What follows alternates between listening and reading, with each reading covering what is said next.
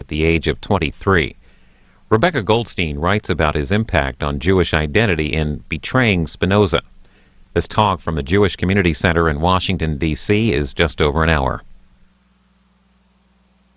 We are honored to have with us this afternoon Rebecca Goldstein, a novelist of big ideas and a philosopher with a writer's pen. Rebecca is the author of several weighty novels, among them The Mind-Body Problem, Mazel, and Properties of Light. More recently, she authored Incompleteness, The Proof and Paradox of Kurt Gödel. She has received many awards for her work, including 2 Whiting Awards, a National Jewish Book Honor, and a MacArthur Foundation Fellowship. She is well known for her rigorous mind and her attention to the humanity behind exacting thinkers. Her book on Spinoza exhibits just that. Please join me in welcoming Rebecca Goldstein.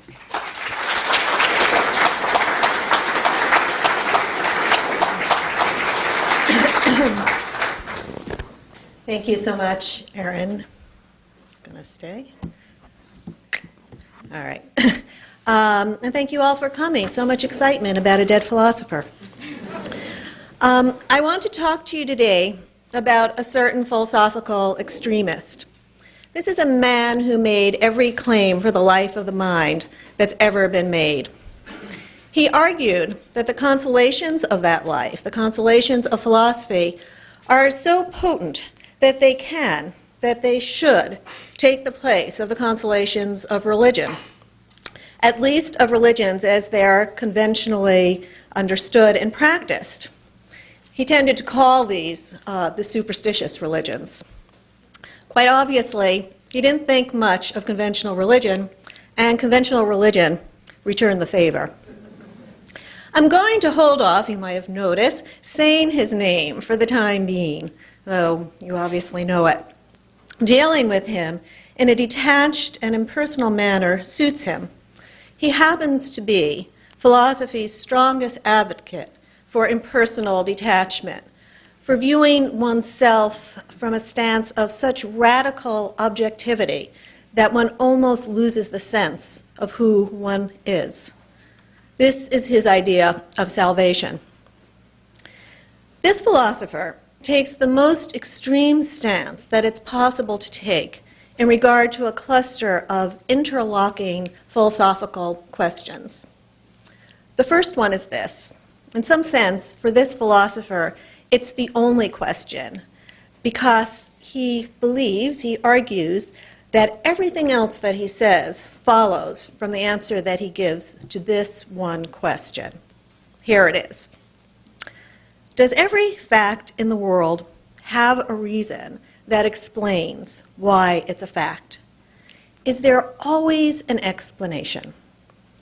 Or does there exist some degree of just brute factuality at either a superficial level, what I happen to put on today, some trifling arbitrary factoid, or at a profound level, deep down in the bowels of the fundamental laws of nature? Is there, at any level at all, facts which are facts for no other reason than that they are facts? This philosopher answers no. All facts have explanations. For every fact that's true, there's a reason for why it's true. There simply can't be the inexplicably given, a fact which is a fact for no other reason than that it's a fact. In other words, no dangling threads protruding from the fabric of the world. This intuition, which can be called the presumption of reason, at least that's what I call it, and which various famous physicists have also expressed, is the fundamental intuition for this philosopher. From it, he sets out to deduce the entire nature of reality, and even more. He treats the presumption of reason as on a par with the laws of logic, as a rule of inference that he avails himself of in the course of deriving the far reaches of his system. Because this philosopher believed that his presumption of reason was itself logically true, he happened to have been wrong about this, it isn't, But because he believed it was logically true, and because he also believed that everything else that he said about the nature of the world follows from his presumption of reason, he thought that his system described the only logically possible world. And this is why he could write with such consummate confidence to a young man whom he'd once taught, who had just converted to Catholicism, and was now challenging his former teacher, or nameless philosopher, in an admittedly obnoxious way, exhorting him to save himself from everlasting damnation, etc., by accepting Jesus as his personal savior. How, this young student, this impertinent young man, demanded, can you presume that you have found the best philosophy? Here's what the philosopher wrote back. I do not presume that I have found the best philosophy. I know that I understand the true philosophy. If you ask in what way I know it, I answer, in the same way as you know that the 3 angles of a triangle are equal to 2 right angles. If there are no arbitrary aspects of reality, he argues, and there can't be, he asserts, on the basis of the presumption of reason, then logic itself logically must explain the world. What he will assert, in fact, is that logic itself is the world. Logical entailments are the very stuff of reality.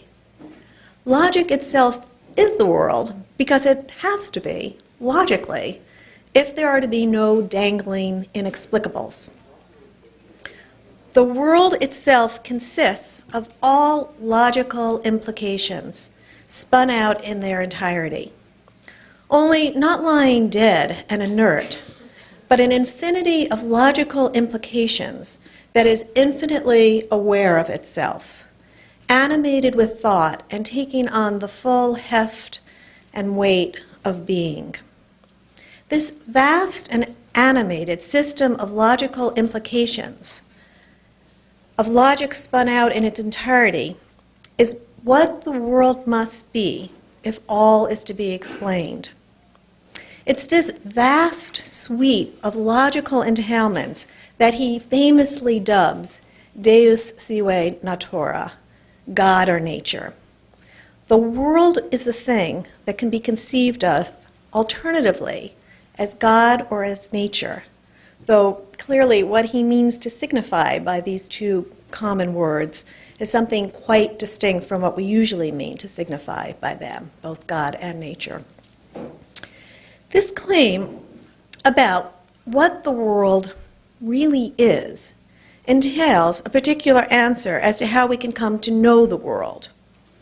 Or in the language of philosophy, ontology dictates epistemology. If the world is constituted of the stuff of logic, if all that exists necessarily, then there's only one faculty of the human mind suitable for perceiving the world as it truly is. And that's the faculty of pure reason, the faculty that grasps logical connections. There's a perfect fit between the stuff of reality and our faculty of reason. Or as this philosopher puts it, one of my favorite lines, one that sings to me of poetry, the eyes of the mind whereby it sees things and understands are none other than proofs. This philosopher's ambitions on behalf of reason are staggering. Pure reason can deduce not only the nature of the world, what it's like, its fundamental laws, but also the reason why it exists at all. It can also deduce, pure a priori reason, ethics, the way we ought to live, what we ought to desire and care about, the shape that our lives should take. Not only what is can be deduced through pure reason, but what ought to be, he claims. In fact, he calls his magnum opus, the work in which he lays out the full, far reaches of his system, the ethics. Notice that he's given over to pure reason, the human capacity for seeing what follows from what, the ability to deduce for itself answers that are more often claimed to belong to the domain of religion. Such questions as, why does the world exist at all? Why is there something rather than nothing? What's the difference between right living and wrong living, between good and evil? What should we want from our lives? What is it to have lived a life well lived? Can we achieve salvation? And if so, how? The presumption of reason, which he argues entails not only the world as it is, but the world as it had to be. Not only the world as it had to be, but our lives as they ought to be.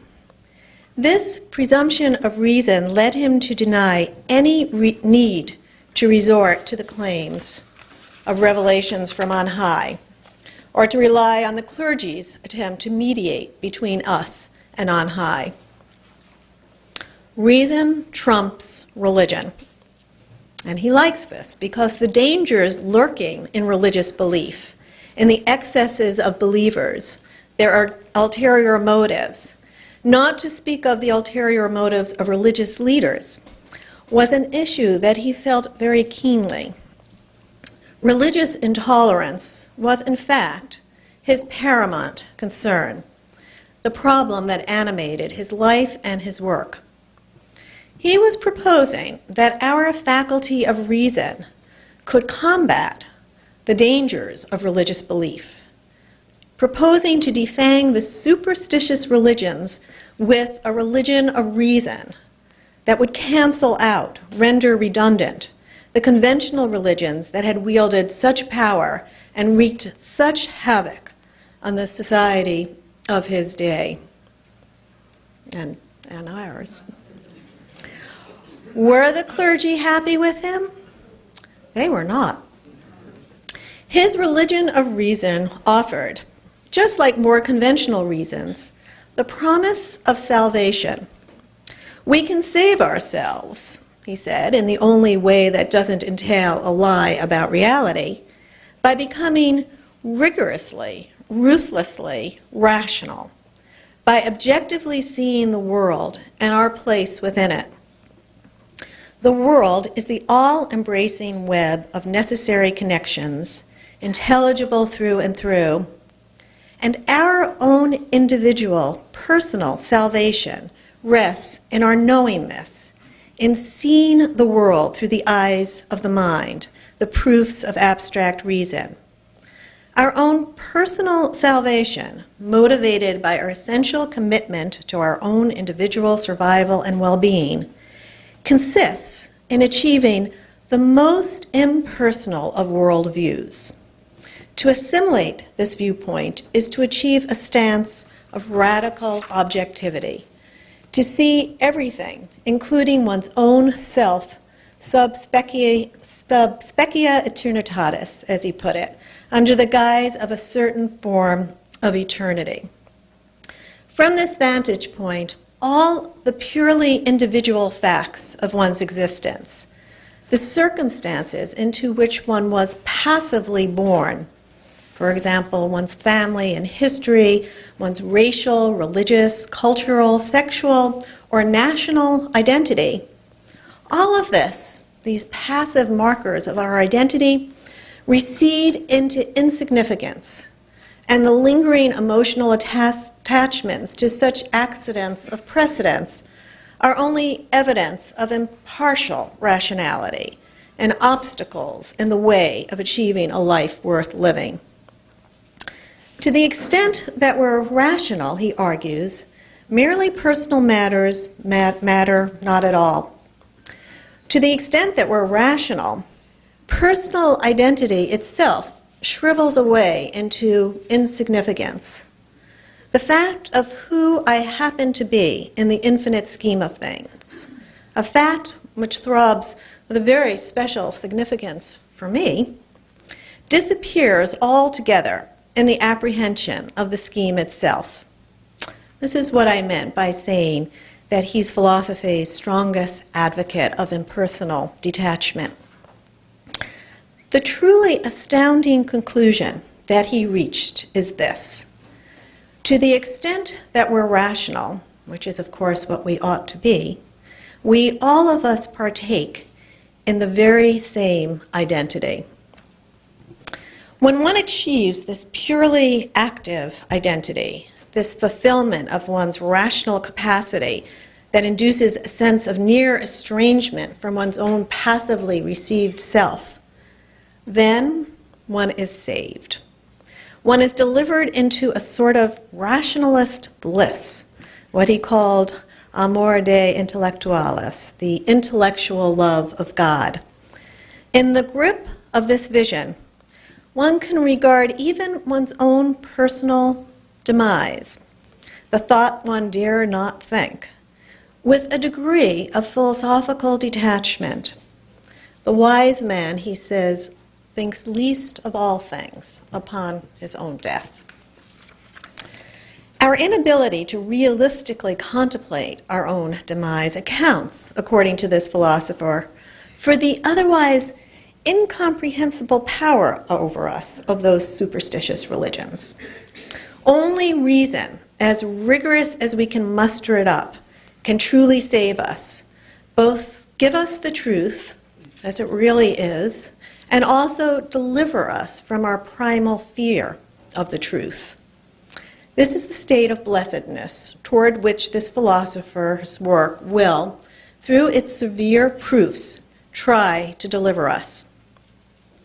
When we have attained an adequate knowledge of the infinite system, which is the one and only self-explanatory substance, God or nature, that infinite system which consists of the vast, sweeping, interlocking matrix of necessary connections, and by so grasping it, transformed our very selves, purging our own minds of the illusions of contingency, reconstituting our minds with the divine necessity, so filling our minds with that absolute necessity that encompasses everything, including one's own self, that the contingent connection with that one thing in the vast spread of things with which one happens to be identical seems to waver almost out of existence, then, and only then, peace will be possible within each of us, the peace of acquiescence.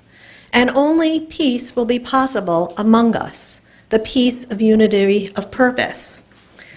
We will, at long last, have arrived at the state of mind dubbed blessedness by the man who had been known in 3 different languages, Hebrew, Portuguese, and Latin, by a name that translates into blessed: Baruch, Bento, and Benedictus.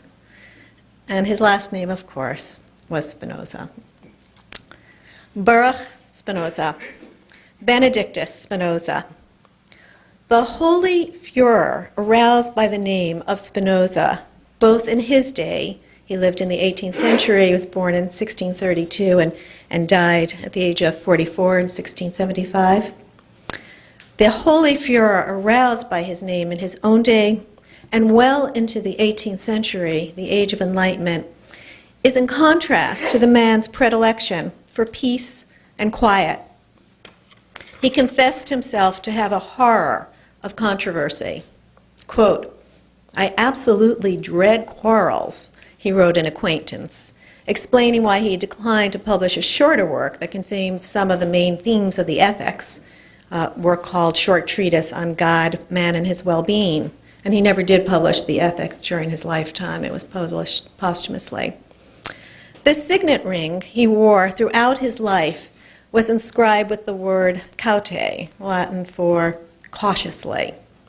And it was engraved with the image of a thorny rose, so that he signed his name literally, Sub Rosa. One might argue that the very style of the ethics, and if you've taken a look into its pages, you know what I mean, written in the highly formalized geometrical style inspired by Euclid's Elements, that this style is partially designed for the practical purpose of keeping out any but the most gifted of readers, rigorously cerebral and patiently rational. A rationalist extremist. one who made every claim for pure reason that has ever been made, the power to give us the world as it really is in all its severe necessity, its necessary severity, and in so giving it to us, to deliver us from the torments of our own finitude. And now that I have gone so far as to put a name to this apostle of impersonal truth, I'm going to portray Spinoza in a far more serious way. I'm going to ask the sort of question about him that the philosophical training in general, and his own philosophy in particular, actively discourages. I'm going to try to figure out something of the story behind his philosophy. I'm going to be a bit of a novelist. I'm going to ask what it is in his own particular history, not viewed sub specie eternitatis, but in all its personal specificity, that might have led him to take so radical a view in regard to the questions of identity and salvation. I'm going to try to, well, I'm not going to try to betray him, I'm going to portray him by trying to place his vision of radical objectivity in some sort of historical context, which in the case of Spinoza means the context of Jewish history. I think I've said enough about the vision of Spinoza for you to see what an act of treachery it is that I'm proposing. To view the man who urged us to achieve the most impersonal vision of ourselves, throwing off the passive markers of our identities, so that to the extent that we are constituted of the stuff of the world logic, we are in all essentials indistinguishable from one another. To view that uncompromising advocate of unconstrained impersonality so narrowly and so personally. And yet, this is what I propose to do. To view him as a man born into extreme circumstances, into a community that was itself obsessed with intertwined issues of identity and salvation, into a community that couldn't help but be obsessed with such issues because it had endured a centuries-long crisis of identity, of an agonizing life and death intensity.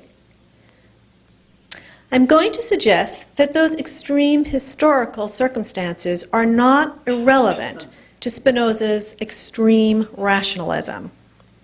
Spinoza's system is what one arrives at when one applies mathematically inspired Cartesianism, after the philosopher René Descartes, to the problem of Jewish history. The oddness of viewing Spinoza as a Jew is highlighted by the fact that there's a disinclination on the part of many Jews to view Spinoza as a Jew. His very own community resolutely renounced him as one. On July 27th, 1656, we've just commemorated the 350th anniversary, of course, this past summer. The following writ of formal excommunication was read out in the Portuguese Jewish synagogue of Amsterdam before the gathered congregants. The man of the hour, not precisely the guest of honor, wasn't himself present. He skipped the event. It's a long document. It's a fascinating document, and I'll read you just a bit of it.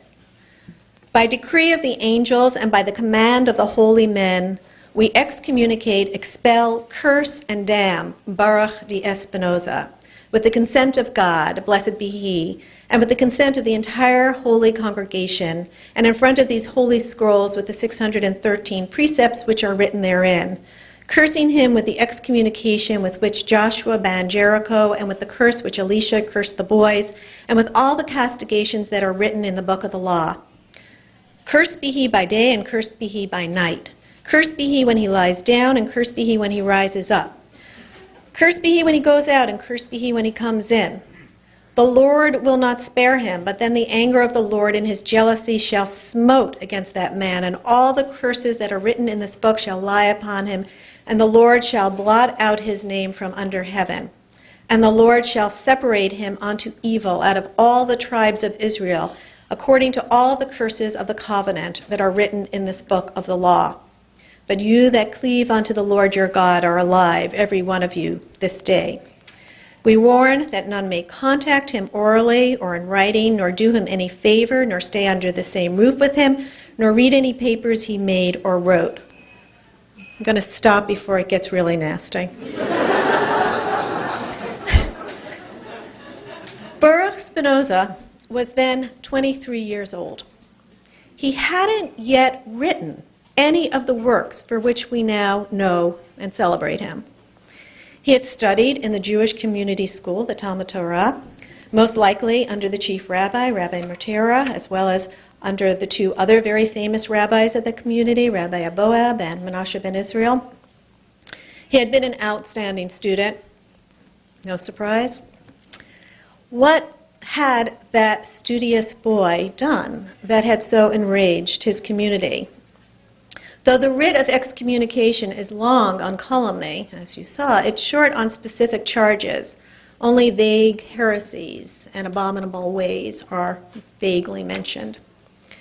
The vehemence and finality of his denunciation has long intrigued scholars, but not because excommunication, which the Hebrew word, of course, is cherem, excommunication, suggests something a little too strong, as I'll show you, but not because cherem was rare in the Amsterdam community. Quite the contrary. Cherem was practiced in his community, was not as severe and final a punishment as the word now suggests. Maybe ostracism is a better word for it rather than excommunication. The period of isolation from the community, the terms of the cherem didn't extend outside of Amsterdam, typically lasted anywhere from a day or two, maybe several years if it was a really serious transgression. One did one's penance and returned to the community. The imposed banishment, very serious to be banished from one's community when one's a Jew, it's such a communal religion. The imposed banishment was a tool of chastisement resorted to with quite common frequency, fundamentally a form of public embarrassment with which to exert control over the volatile mix living in Spinoza's Jewish community of Amsterdam. But the terms of Spinoza's cherem precluded his return to the fold forever. And it's this implacability that poses the mystery of Spinoza's excommunication. What I propose is that Spinoza had probed and prodded the most bruised and tender spot in his community's shared psyche, the very issue of identity. It was a community of refugees from the Spanish-Portuguese Inquisition. And this was a Jewish calamity whose tragic proportions would be exceeded only in the 20th century.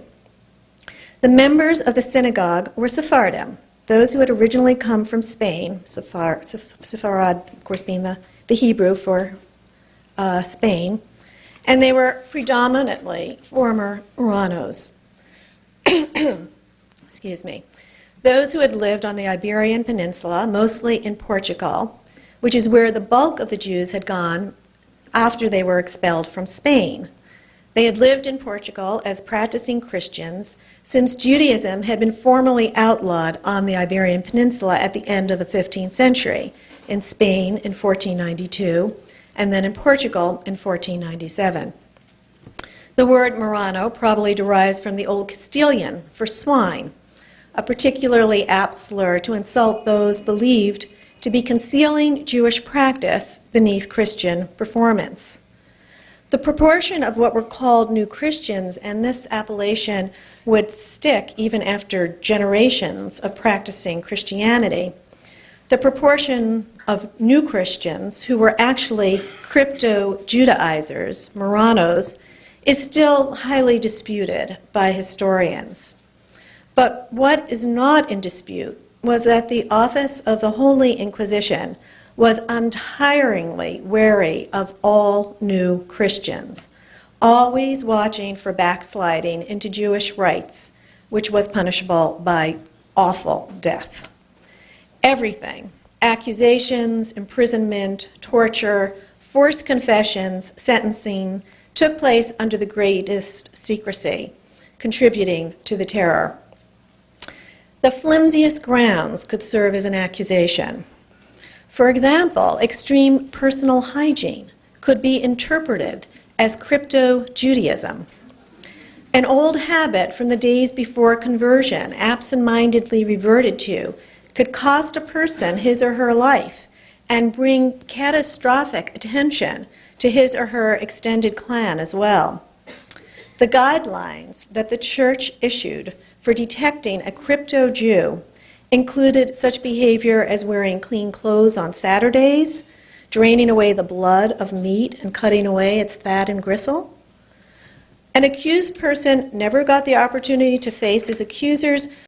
Personal vendettas, as well as envy, malice, and greed, could serve as motives, an idea from hell. The Inquisition was arguably Europe's first experiment with racialist ideology. Went on to others. One inquisitor, for example, wrote in 1628, or soon thereafter, a few years before Spinoza's birth, quote, "From the moment of its conception, every fetus permanently carries with it the moral attributes, in the case of the Marranos, the moral depravity of its parents," unquote. This wasn't a new idea in Portugal. The sermons preached on the occasions of the autos de fe, which literally means acts of faith, often stressed the theological and moral immutability of the Jews, the rejections of the tenets of Christianity, the spurning of Jesus as Savior, even those who became prominent within the Church's own hierarchy, and many new Christians did, was encoded, according to many of the inquisitors, in the blood, in the tainted blood. The former conversos who came to Amsterdam, and this community was predominantly composed of former conversos, in the first years of the 16th century, brought with them the interwoven preoccupations with identity and salvation that the Inquisition had forced on them. The very liberal city, especially in its day, 16th century Europe, the very liberal city of Amsterdam provided the conditions for the former new Christians of Portugal to reconnect to a Judaism that most of them barely knew. They had all gotten all mixed up with Catholic rites. So, for example, the favorite heroine of the Marranos was Saint Esther. From the Purim story at all, which is interesting that she was the favorite, since she, of course, was a Marrano herself. She hid her Jewishness from King Ahasuerus. The psychological atmosphere of the community was fraught, to put it mildly. The dark history that the returning Jews brought with them saw to that. The hopes for the religion that had been clung to in secrecy turned, in some, when they got to Amsterdam, to fierce religiosity, messianic and mystical. In others, it turned to bitter disappointment, disillusion, attempts to argue with the rabbis as to what true Judaism really ought to be. Many of them had learned about Judaism by reading 5 books of Moses. They didn't know about the accretion of all those Talmudic laws. They didn't like it. A lot of them returned to Christianity. This was a community that was unusually focused on the subject of identity, especially of religious identity, Jewish identity, of what counts as being Jewish and whether the salvation many of them considered implicit in their Jewish identity was brought about by outwardly practicing as Jews, in which case their Marrano brethren back in Iberia weren't really Jews, or whether the simple acknowledgement of oneself as a Jew, even in the hidden recesses of one's Marrano heart, was sufficient for making one Jewish, or whether even the self-avowal wasn't necessary, whether one's Jewishness and therefore one's salvation was in the blood, so to speak. They tended to speak much of salvation, which isn't even particularly a Jewish idea. It was part of the Christianity which they had imbibed. The community of Amsterdam was often rent by terribly painful altercations on what it means, what it is to be Jewish. because of their immediate history, because of the conditions under which their friends and relations back on the Iberian Peninsula were still living, these questions of identity, always fraught for Jews, I think, but for them, were thought out and lived out with terrible urgency. How would an exquisitely sensitive soul, such as Spinoza, and to read and study the ethics is to know how acutely, psychologically attentive he was, how would he have reacted to this hum of impassioned obsession with these questions about Jewish identity and personal salvation, the omnipresence of a seemingly irresolvable dilemma that was charged with so much ongoing anxiety and terrible suffering? Like the lover of mathematics that he was, he would try to seek a clear and definitive solution, the deepest sort of solution, the sort that reframes the original question entirely, that in fact makes the original question altogether disappear. His solution would be to dissolve, and it's really the first man of modern age to propose this, dissolve all sectarian frames of reference, to become, in effect, the first secularist, but even more strenuously, to point the way to a concept of personal identity in which this fraught question of who is Jewish and who is not simply could not meaningfully arise. It becomes a question of no account at all when life is viewed sub specia aeternitatis. Spinoza becomes the first Jew of the modern age who attempts not only to think, but to live outside the definition of himself as Jewish or as Christian. He didn't convert to Christianity, although it would have been highly convenient for him to do so. He renounced any religious identity whatsoever, wouldn't allow any religious identity to define him. A radical idea in the 17th century. Growing up in an atmosphere in which the question of personal identity throbbed with all the cumulative tragedy of the Sephardic experience, he would be the philosopher who would radically rethink the very notion of personal identity itself. Spinoza, I think, had somehow indicated to his community, years before he had yet worked out the details of his system that would set forth his own way of connecting identity and salvation, he had indicated that their issues of identity weren't his. And this was the one offense that, going so deeply against the tried faith of these recovering Marranos, couldn't be forgiven. It's not accidental that his response to the cherem is to change his name, his identity, from Baruch to Benedictus. He went about trying to shed as inessential all the passive markers of who he was. The accidents of his identity come to him by way of his history, Jewish history. Instead, identifying himself only in terms of what he was in relation to the infinite system, which is reality. And of course, what he was in relation to that infinite system is precisely the same as that which any of us is in relation to the infinite system. The only way we differ from one another, he said, is the degree to which we know that infinite system. And this is a difference that can be eradicated through rational thought, assimilating the objective necessity of Deus sive natura into the thinking matter of ourselves.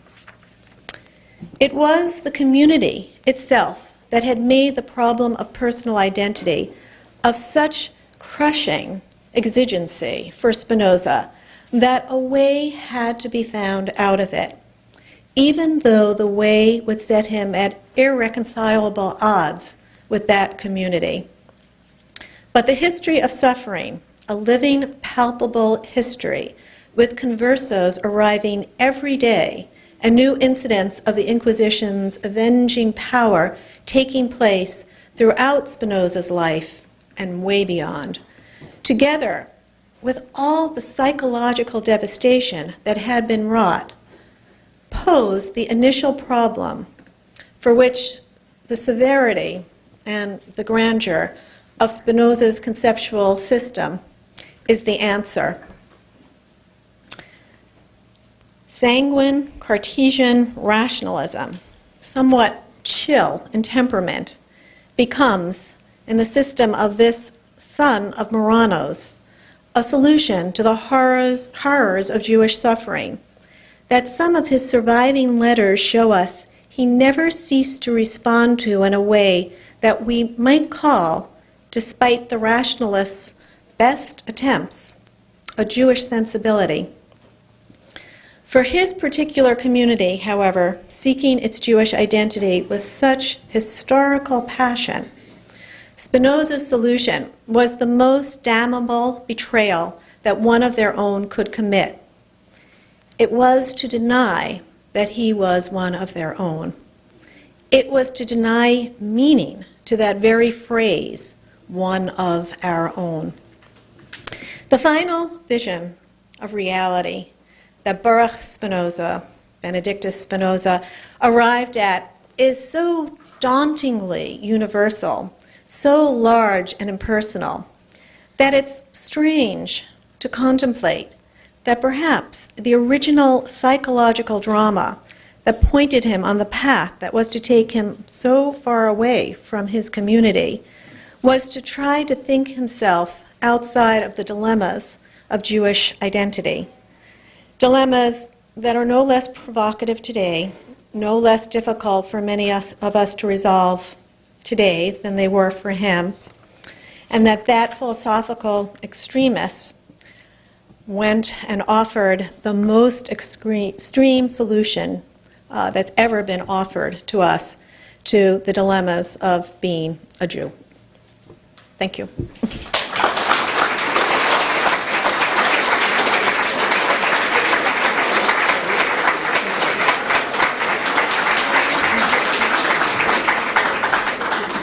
Yes, and so you're asked to speak into the microphone, if you might.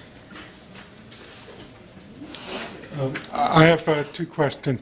I read an article in Commentary many, many years ago saying that the reason behind Spinoza's excommunication was political, that the Jewish community had to represent themselves to the Dutch community as a particular set of beliefs and formal actions, and that Spinoza speaking this way brought into doubt what the Jewish community was, and this was very threatening.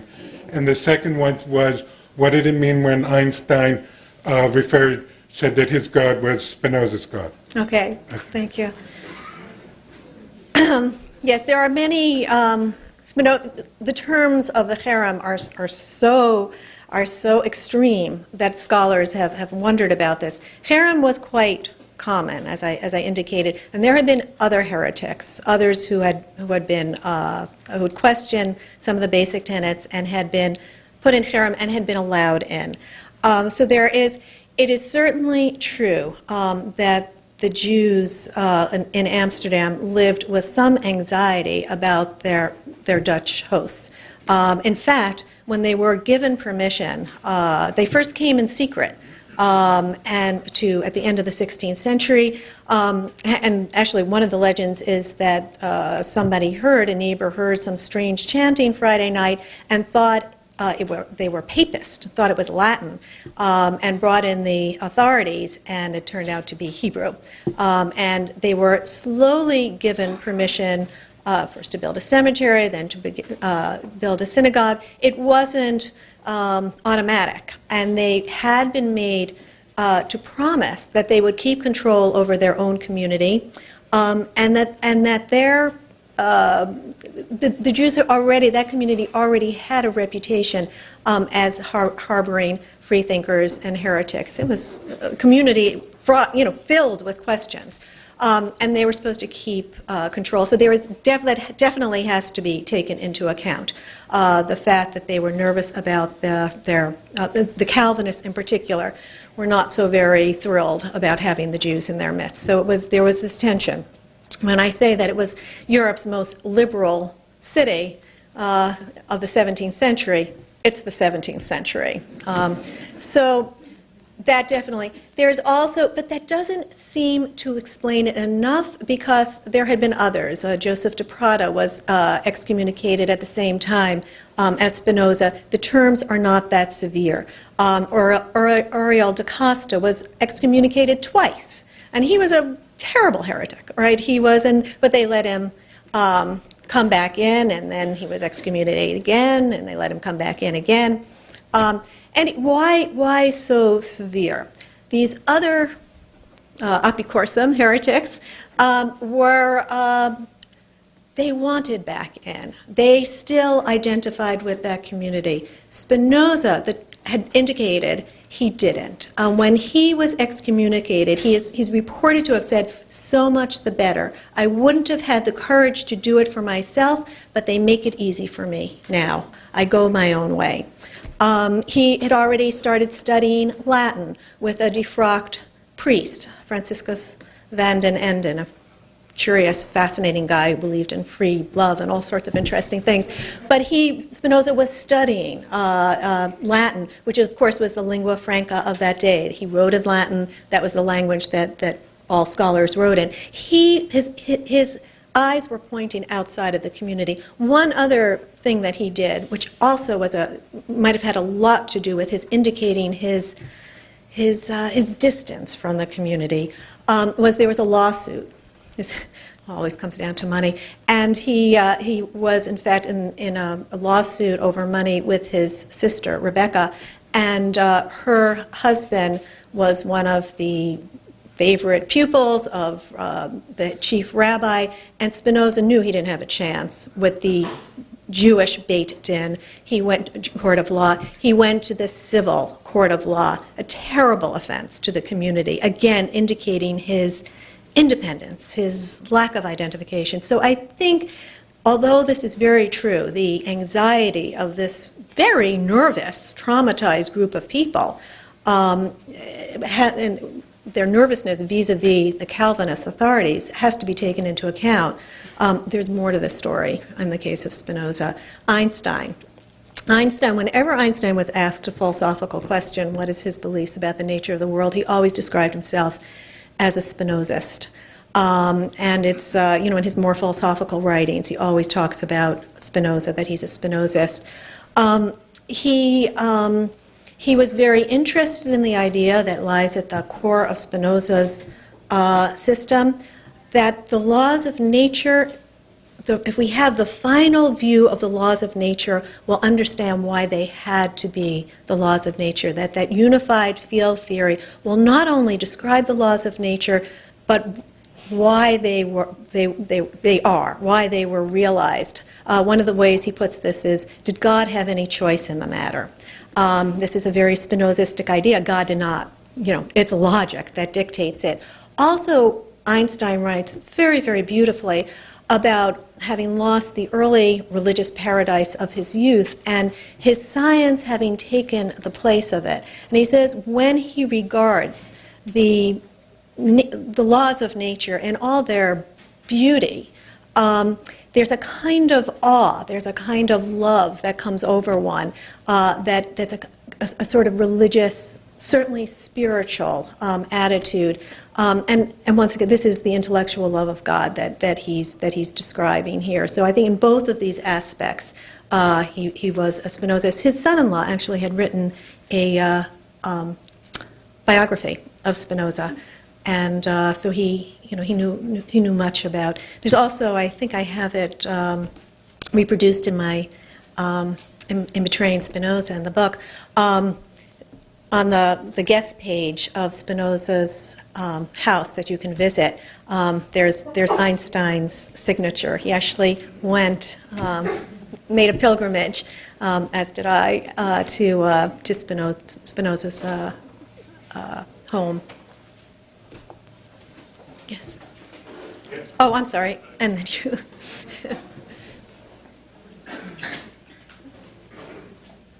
About a year or two ago, there was a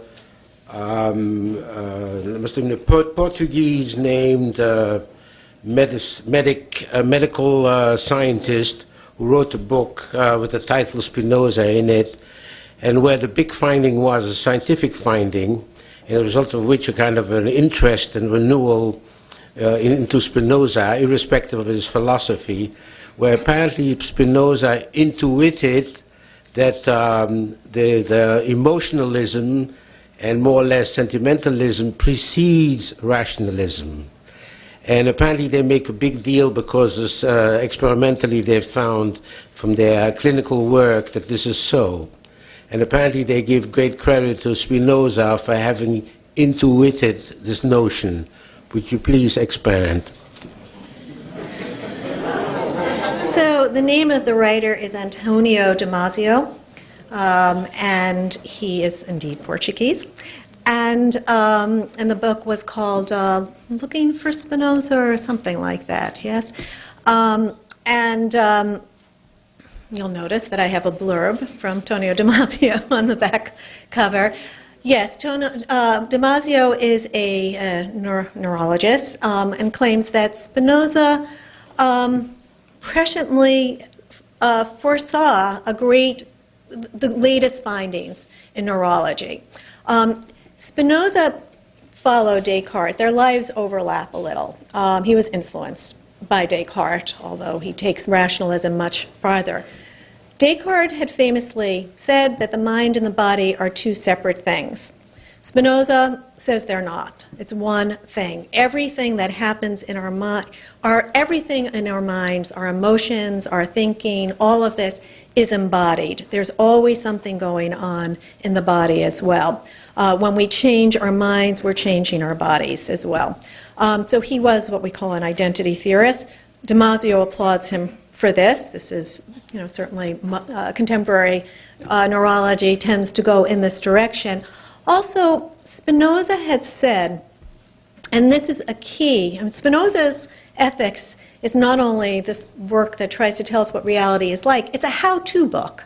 How to save your own life, really, how to save yourself, how to go about changing yourself, changing your emotions. Spinoza believed that we really rationally can, when we understand the nature of reality and ourselves in relation to that reality, we can reconstruct ourselves, our emotions, what we care about. In fact, all painful emotions can be excised. I mean, if you believe that everything is necessary, what's the point of remorse and anger, envy, jealousy, all those nasty emotions if everything is necessary? So we can actually reconstruct our emotional responses, and a great deal of the ethics tries to tell you how to do this. So this blessedness, he also says, is a state of sustained happiness.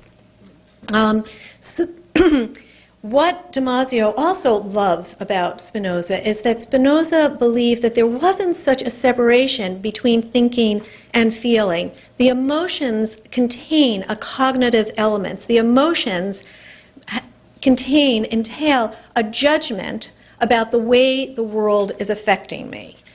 So at the heart of all emotions, Spinoza claims, is my commitment to myself. I want to prosper in my life, to flourish, to expand in the world.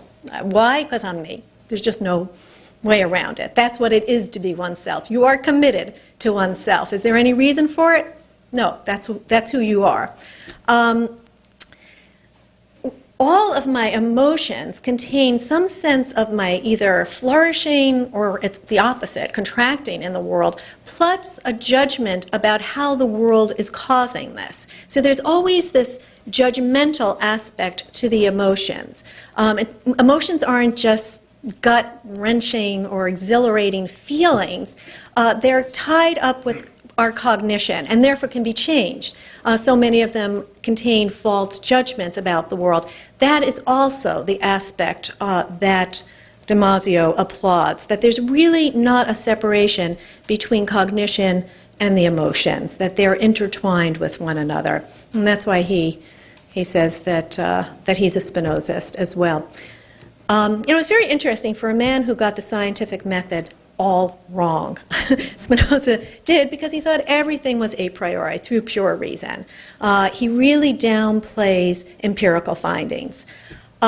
it's very interesting how much he seemed to get right. And I mean, there are many string theorists who are Spinozists who believe that Spinoza sort of had the basic outlook. And then here's Damasio saying in neurology that Spinoza's ideas have been vindicated. So it's interesting and it's mysterious to me because his method was all wrong. Yes. Yes. Okay.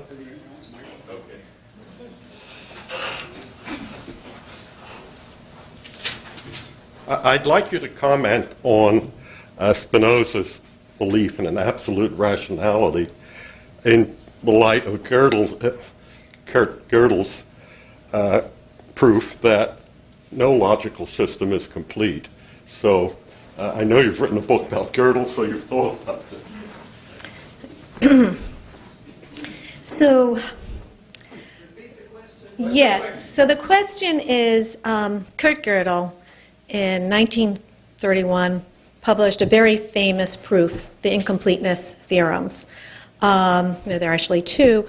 And it was one of the most important results in mathematical logic, probably the most important result in mathematical, that no formal system that's consistent, that can't produce any contradictions, is complete. For a formal system of logic, it's either inconsistent or it's incomplete. What does incomplete mean? It means that there are certain truths that are expressible in that system, but you can't prove in that system. So not everything can be proved.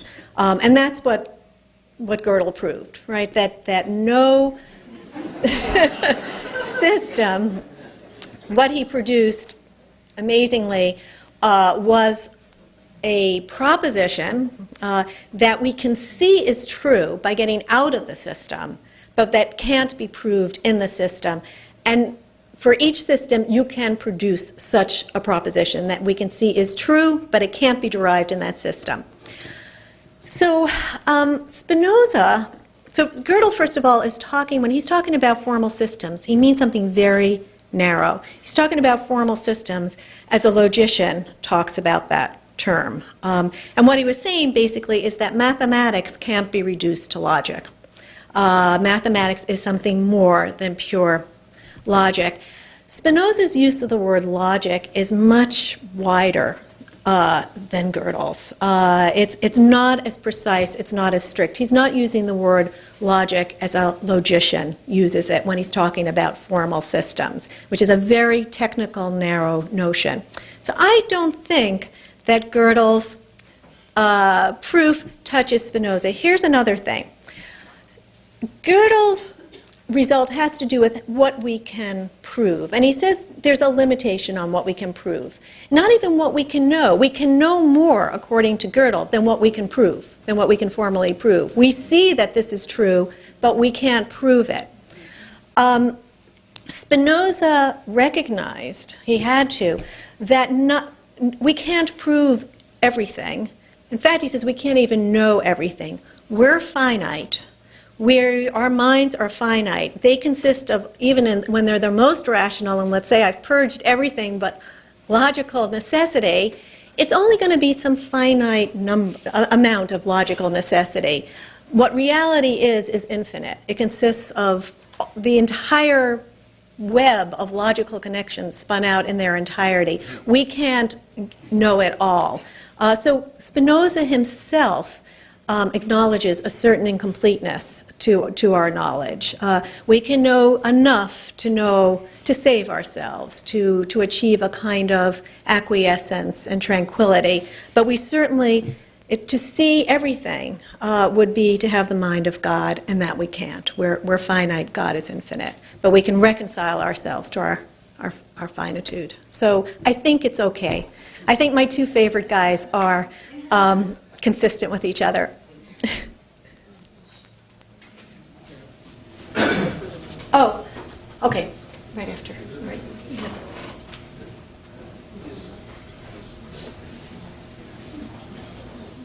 You commented on the historical. You commented on the historical context which helped shape Spinoza. What do we know about the personal context that might have influenced his beliefs? Yeah. Did he have He had a family. Everybody has a family. Well, right. One of the things I write about it in the book that I first learned about Spinoza when I was a yeshiva girl in a very, very right-wing Orthodox yeshiva. Learned about him in my class in Jewish history in very, not very flattering terms. The thing that got me, that pierced me through and through, was that my Historia teacher had mentioned that Spinoza, Apikoros, that he, heretic that he was, didn't reveal his difference, his heresy, until after his parents had died.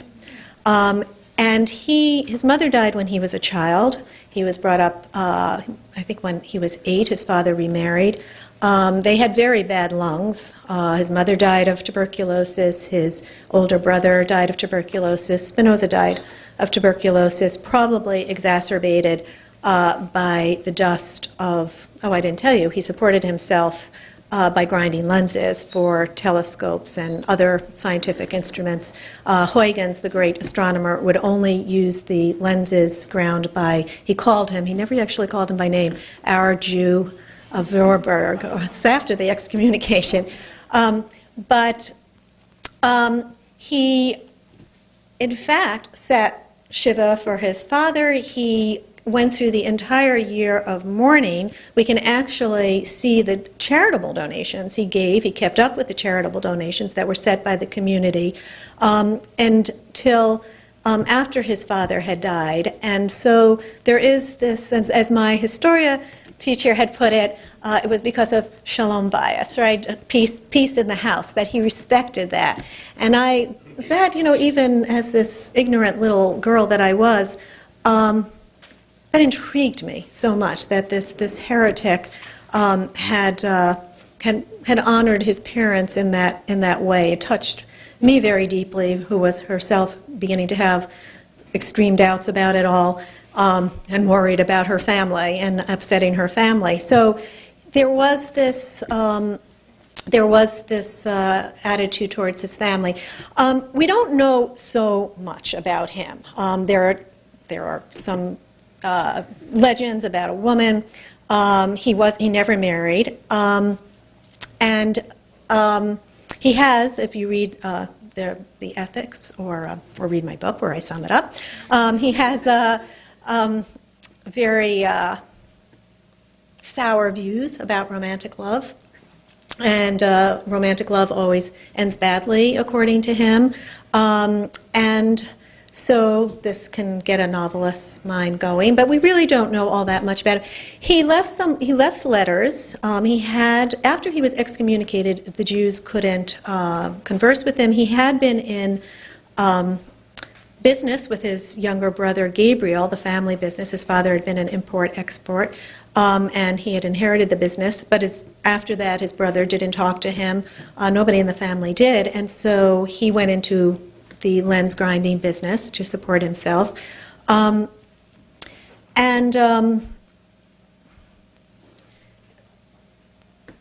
He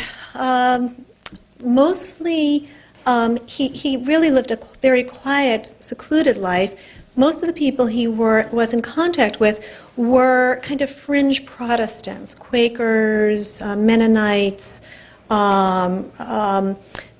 not Calvinists, but sort of remonstrants. There were about 6 or 7 or 8 young men who considered Spinoza their master, and we have letters between them. And so some of our knowledge of his life comes from that, but very little, because they were edited by his friends, who also published the Ethics a year after his death. And almost everything of a personal nature was stricken. So, he preached impersonality, and he certainly comes across, when you read these letters, as very impersonal, as uncompromisingly high-minded. But of course, these letters had been severely edited. So there's not all that much that's been known, but a lot can be imagined. And of course, that's one of the things I try to do. Thank you.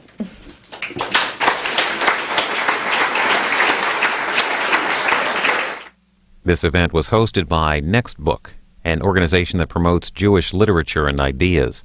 For more information on Baruch Spinoza and author Rebecca Goldstein, visit nextbook.org.